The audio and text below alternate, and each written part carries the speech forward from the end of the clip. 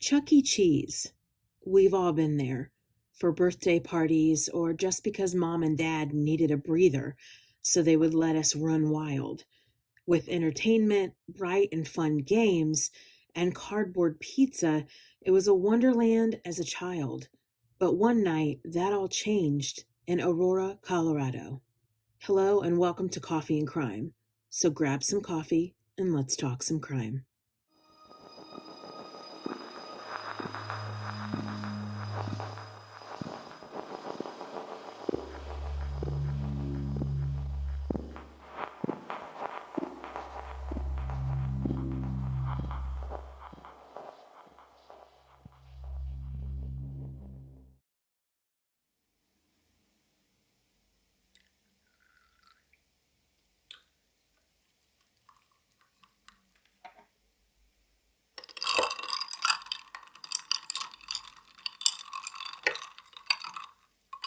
It was right before the rush of buying last minute Christmas gifts and planning the big holiday meals.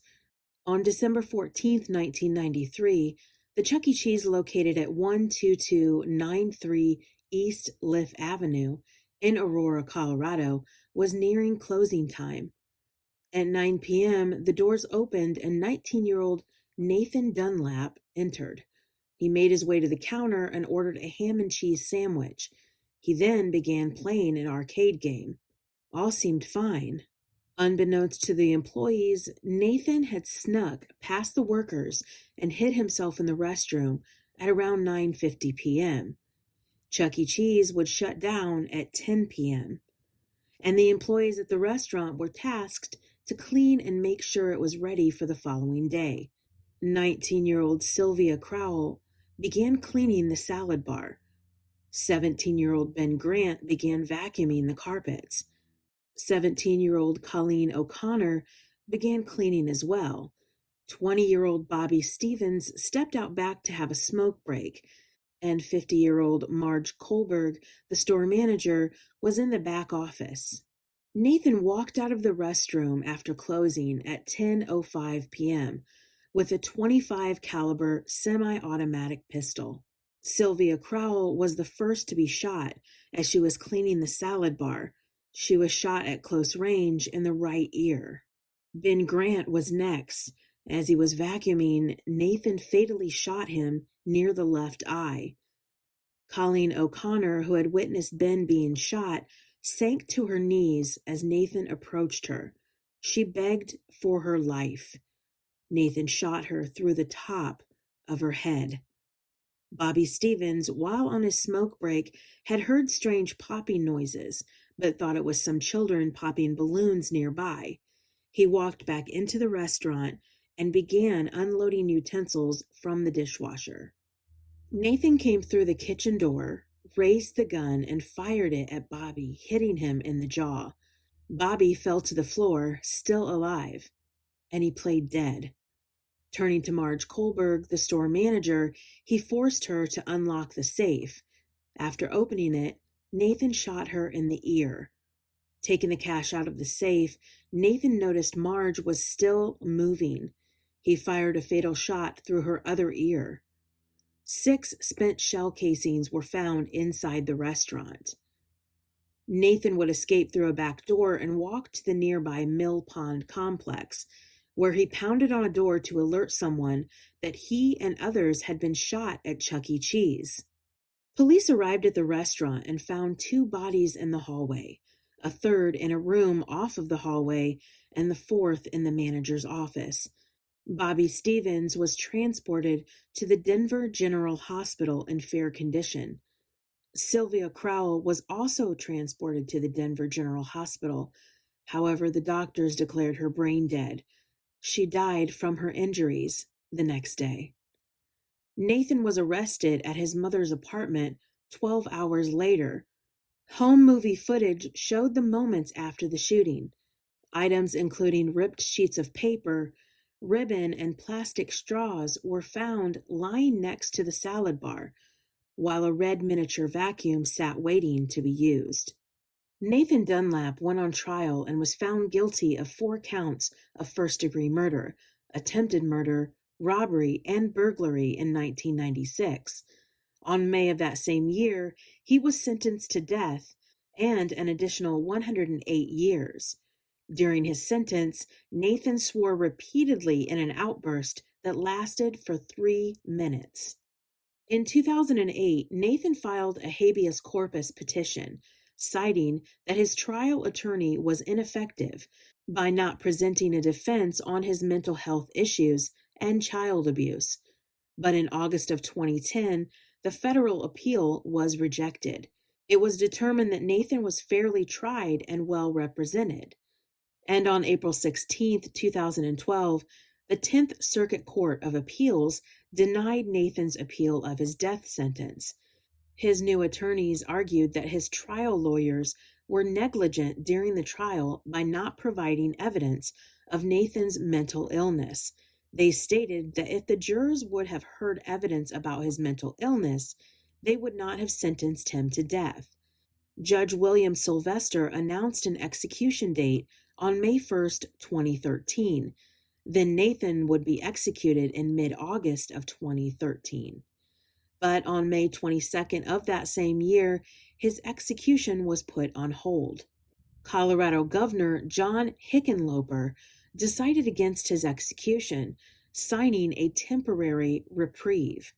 This meant that as long as he was governor, Nathan would not likely be executed.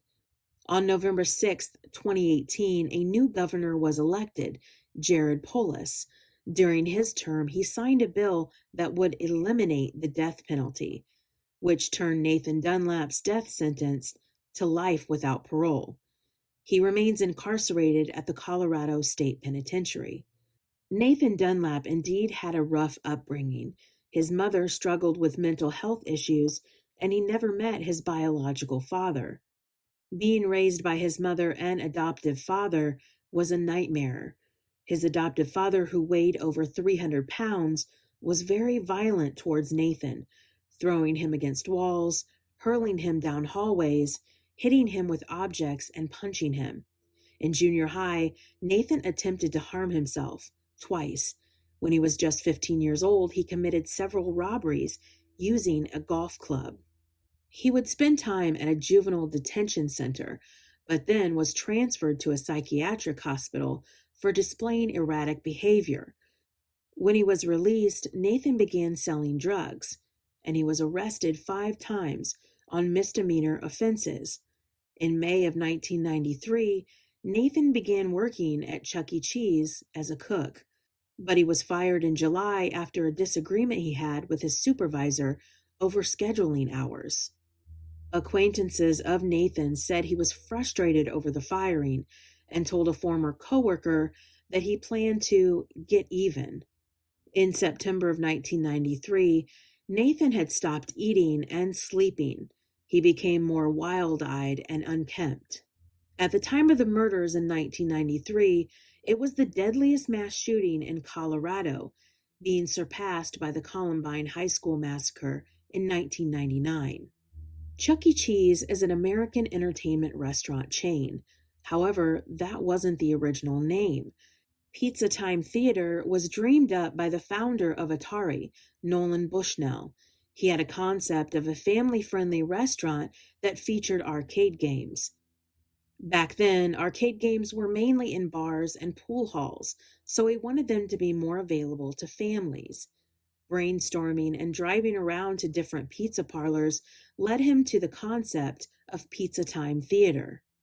However, that was only a dream to him, and that was before Atari's release. So when Atari took off, Nolan revisited his dream. His experience in amusement parks and his fondness for the Enchanted Tiki Room and the Country Bears Jamboree at Disneyland influenced his concept for Pizza Time Theater. Each location would feature arcade games, amusement rides, musical shows, and serve mainly pizza. Nolan was stated to have said, "It was my pet project. I chose pizza because of the wait time and the build schedule. Very few components and not too many ways to screw it up." His first attempt at the animatronic show featured a coyote, which when placing the costume on the coyote made it look more like a rat. So at first, he had suggested naming the restaurant Rick Rat's Pizza instead of Coyote Pizza, but the marketing team thought that would not be appealing to customers. So they proposed the name Chuck E. Cheese instead and adopted the rat as their mascot. More characters would be created. Of course, Chuck E. Cheese, who was described as a mouse, is the lead singer and guitarist for the animatronic band. He's said to be outgoing, friendly, and likes singing and entertaining families.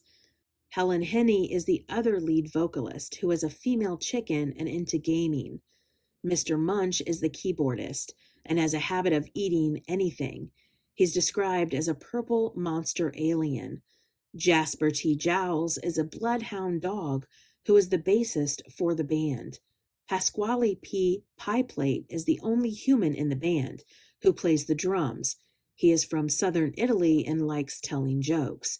And lastly, Bella Bunny, who was first introduced in 2018, is a Hispanic rabbit who plays the tambourine. The first location opened in San Jose, California on May 17, 1977, and back then it was named Chuck E. Cheese's Pizza Time Theater.